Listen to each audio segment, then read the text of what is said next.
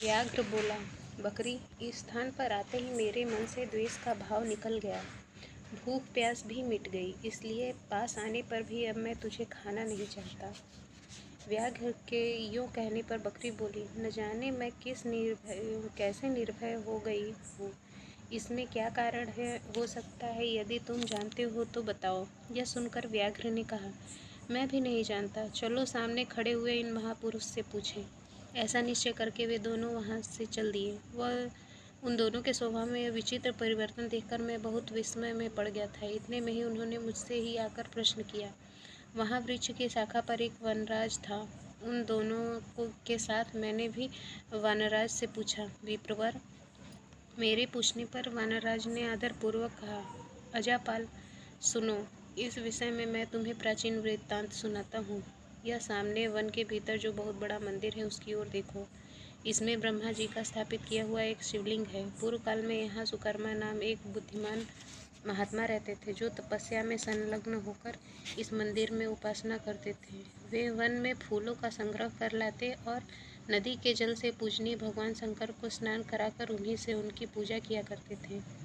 इस प्रकार आराधना का कार्य करते हुए सुकर्मा यहाँ निवास करते थे। बहुत समय के बाद उनके समीप किसी अतिथि का आगमन हुआ। सुकर्मा ने भोजन के लिए फल लाकर अतिथि को अर्पण किया और कहा, विद्वान, मैं केवल तत्व ज्ञान की इच्छा से भगवान शंकर की आराधना करता हूँ। आज इस आराधना का फल परिपक्व होकर मुझे मिल गया, क्योंकि इस समय आप जैसे महापुरुष ने मुझ पर अनुग्रह किया है। सुकर्मा ने ये मधुर वचन सुनकर तपस्या के धनी महात्मा अतिथि को बड़ी प्रसन्नता हुई। उन्होंने एक शिलाखंड पर गीता का दूसरा अध्याय लिख दिया और ब्राह्मण को उसके पाठ एवं अभ्यास के लिए आज्ञा देते हुए कहा, ब्राह्मण, इसे तुम्हारा आत्मज्ञान संबंधी मनोरथ अपने आप ही सफल हो जाएगा।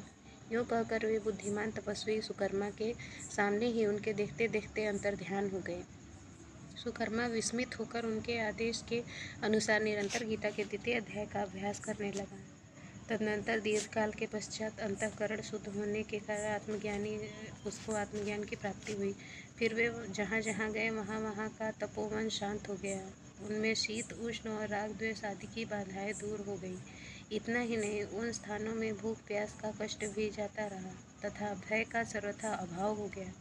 यह सब द्वितीय अध्याय का जप करने से वाले सुकर्मा ब्राह्मण की तपस्या का ही प्रभाव समझो। मित्रवान कहता है, वानरराज, यूँ कहने पर मैं प्रसन्नतापूर्वक बकरी और बाघ के सामने उस मंदिर की ओर गया। वहाँ जाकर मैंने उस शिलाखंड पर लिखे हुए गीता के द्वितीय अध्याय को मैंने देखा और